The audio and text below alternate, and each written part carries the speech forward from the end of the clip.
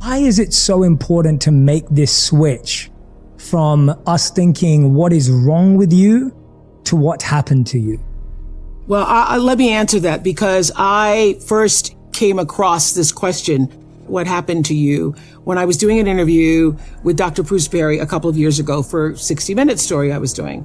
Now, I've known Dr. Perry for over 30 years. I first started interviewing him in the early 90s, late 80s, early 90s on the Oprah show, when we were talking about raising children and how important it is those first 0 to 6 years. So I've been hearing about what it means to nurture and support the brain early on.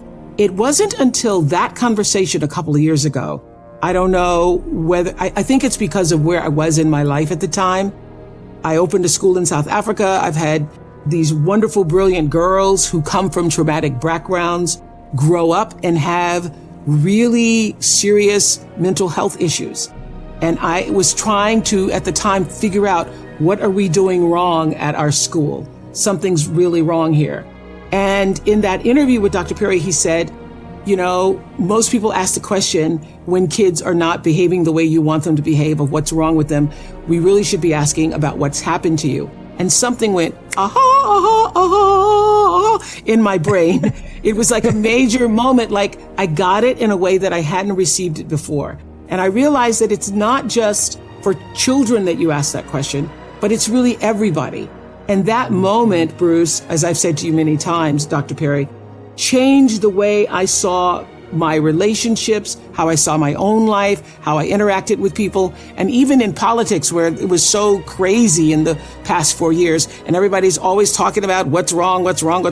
I would always say, I wonder what happened to that person. I wonder what happened to them younger that caused them to be this way. So all of the labels that you just gave, Jay, there's a world of labels. There is, overachiever. There's, obsessive compulsive moms, soccer moms. There is the desire to, please people all the time. There's a multiple labels that refer back to what happened to us. And so I will just say this. One of the things that Bruce says in the book, each of us comes into the world with our own worldview.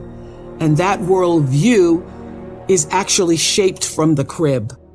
And you get from the world what you project into the world, and you project into the world what you were raised with and what you were raised around. So that's why what happened to you is the essential question. We all get into these scenarios in the world where we think we're trying our best to help and love other people. So I think majority of people feel like they give more than they get. And I think anyone who's an empath or feels like they care for others will feel, I give out so much love, but I don't get as much back. And that's how I felt sometimes in the ashram. Now, the interesting thing is that I'd forgotten lesson number 1 in the ashram. And the first lesson in the ashram was, this is a hospital. There are doctors and patients. But remember, the doctors are also patients.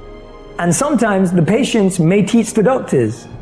But remember that we're all in the same space in this hospital where everyone is going through a process of purification. So that was very clear. The ashram was not meant to be heaven. It wasn't meant to be this idyllic place where everyone was perfectly zen and calm. It was a place where you had to learn to develop that even amongst the challenges that were there, just like in reality. So I'd forgotten that, and I was going, well, I'm giving out lots of love and no one's giving me any love. And it was really emotional for me because I just felt like I was investing in people and helping people and supporting people. And I'll never forget that conversation. And even till this day, it's become one of those conversations that stays with me and I remind myself of regularly, hence I put it in the book.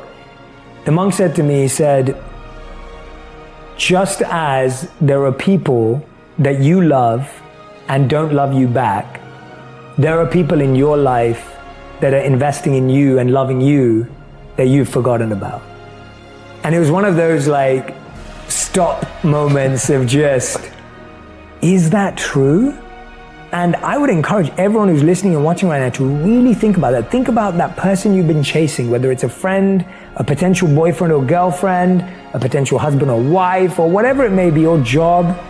And then ask yourself, has someone ever chased you in life? Or has someone ever pursued you in life? Or has someone ever tried to love you in life and you didn't even give them a time of day? The answer is true. I could agree with it. I can completely agree with that. There are people in my life who've done more for me than I could even begin to try and do. And that isn't just parents and family members. I'm talking about people professionally that I just can't repay. And so he spoke about it as a theme called the circle of love, that you will always get the love you give out, you will always get it back. Or whatever you give out, you will always get it back. You just won't get it back from the same people you give it to. And that was really fascinating to me because I also realized that I may have caused hurt to people and they may not have hurt me back, but I've received hurt from people that I never hurt. And so it works both ways, both with hurt and love.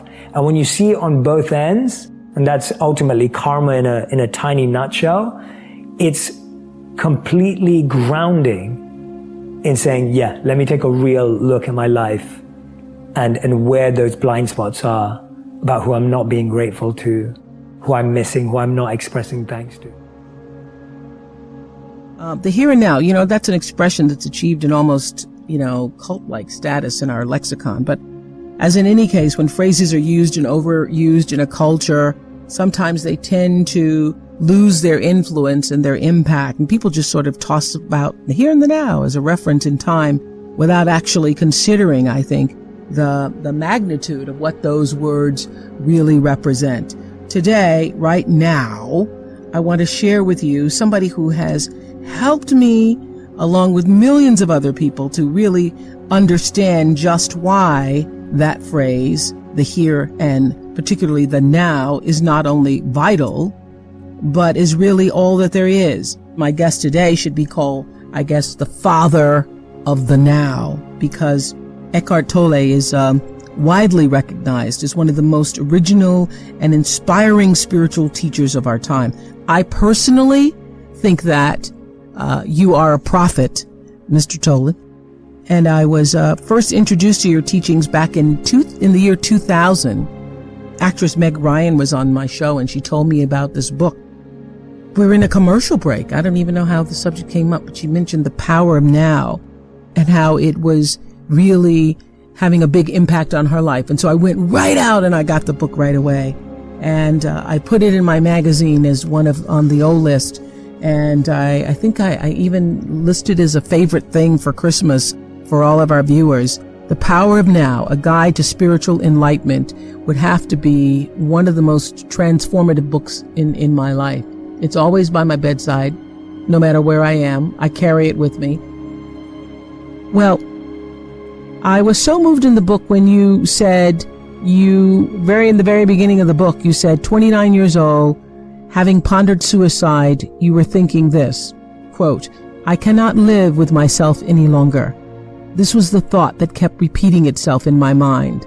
And then suddenly I became aware of what a peculiar thought that was.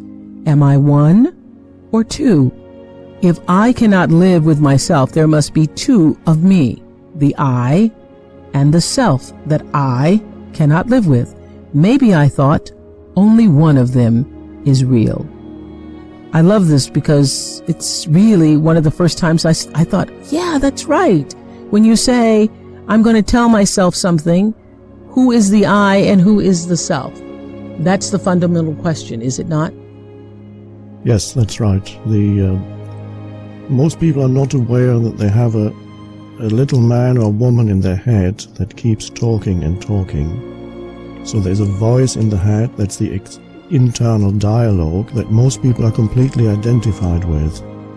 And in my case, and in many people's case, the voice in the head is a predominantly unhappy one. So there's an enormous amount of unhappiness that is continuously generated by this unconscious internal dialogue. And at that moment, that night, a separation occurred inside me between the voice, which is the incessant stream of thinking, and the sense of self that had become identified with that voice in the head, and a deeper sense of self that I later recognized as essentially consciousness itself, rather than something that consciousness had become through thinking. So that night the separation occurred, and when I woke up the next morning I was completely at peace for the first time since my childhood, without understanding why. The understanding came much later. So the important point here is that it's essential for people to become aware that their thought processes and the sense of self that is derived from their thinking, which includes, of course, all one's memories, all one's conditioning, one's sense of self is a conceptual one that is derived from the past.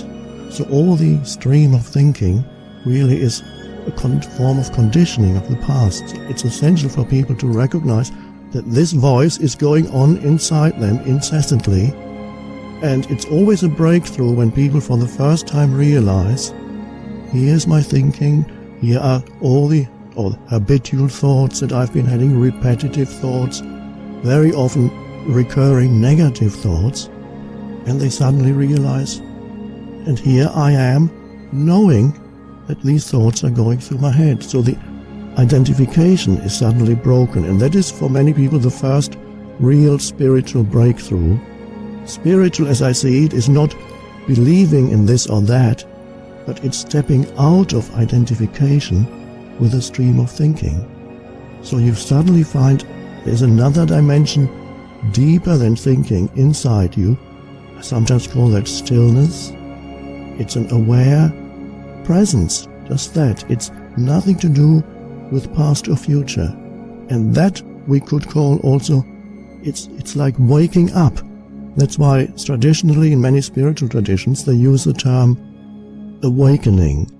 So many people would tell you, well, what do you mean awakening? I'm awake already.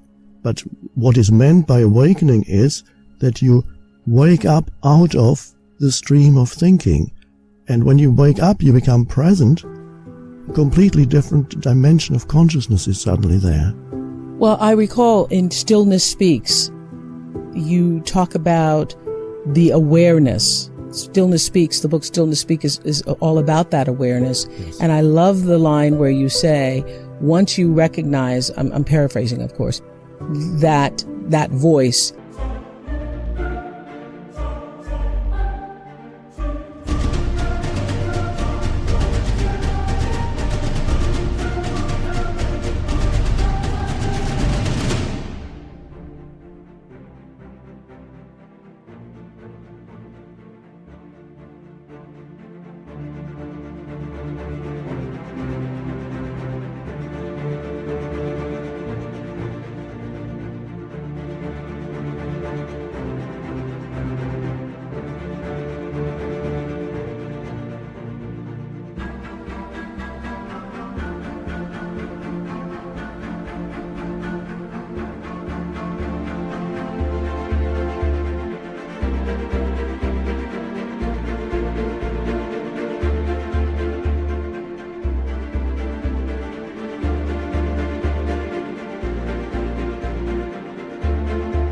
and that you are the observer of that voice, that very awareness is you. That's right. And not the voice. So you recognize as essentially there's something inside you that has its place. It's the stream of thinking. Right. It's connected with the past. Mm-hmm. It contains all your memories. It contains all reactive patterns. It contains old emotions and so on. They're all part of that. But essentially, it is not essentially who you are. And that's an amazing realization. Now, the mind, of course, may then ask, well, then tell me who I am. That's the big question. I'm talking to Eckhart Tolle, author of Power of Now. So what is the answer to that question? Well, the answer to that question is who you are cannot be defined through thinking or through mental labels or mental definitions, because it is beyond that. It is the very sense of beingness or presence that is there when you become conscious of the present moment. It's intrinsically one with what we call the present moment. I sometimes say that some people might find this a little strange, but in essence, you and what we call the present moment at the deepest level are one. Because you are the consciousness out of which everything comes. Every thought comes out of that consciousness that you are. Every thought disappears back into that space of consciousness that you are. So essentially you are a conscious, aware space. And all your sense perceptions, all your thinking, all your emotions happen, they come and go in that aware space. Yes. Well, did it feel like...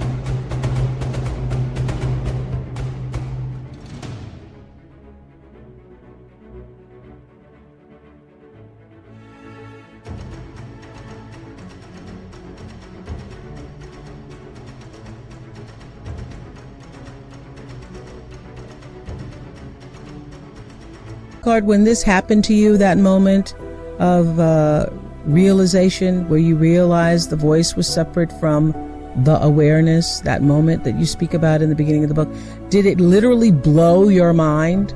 Yes, it did.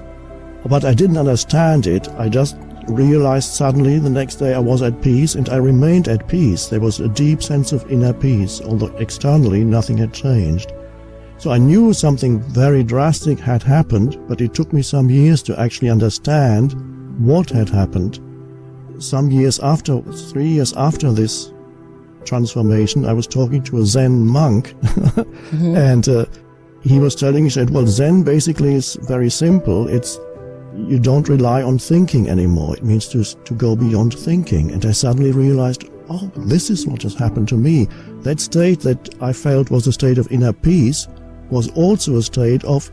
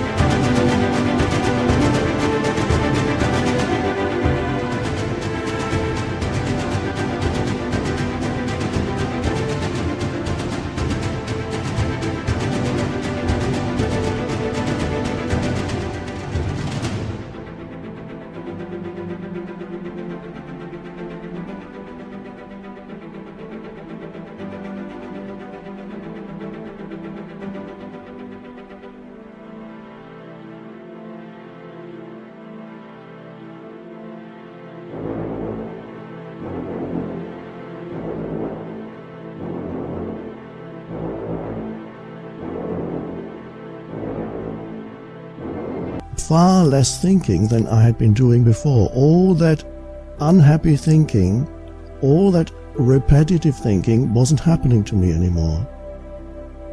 Thinking can also be a powerful and wonderful tool. It only becomes an affliction if we are totally identified with thinking and we derive our sense of who we are from the stream of thinking. In that case, you're telling yourself continuously what I call sometimes the story of me. And in many people's case, it's an unhappy story. So they are continuously dwelling on the past, and there's nothing wrong with the past, but if there's complete self-identification with memory, then all your sense of who you are, your sense of identity, is then derived from the stream of thinking, and that's a dysfunctional and unhappy state. So when you step out of identification with that and you realize for the first time, I'm actually the presence behind thinking, then you are able to use thinking when it's helpful and needed, and it can be a wonderful thing. But you're no longer, I'll put it in extreme terms, but it's true, you are no longer then possessed by the thinking mind. The thinking mind is then a servant or a helpful tool which you can use. It's useful for many situations in this world, but you can't find yourself in there. And also, if you can never beyond the thinking mind, it interferes with relationships. It creates continuous conflict in relationships if there is no sense of space in the relationship.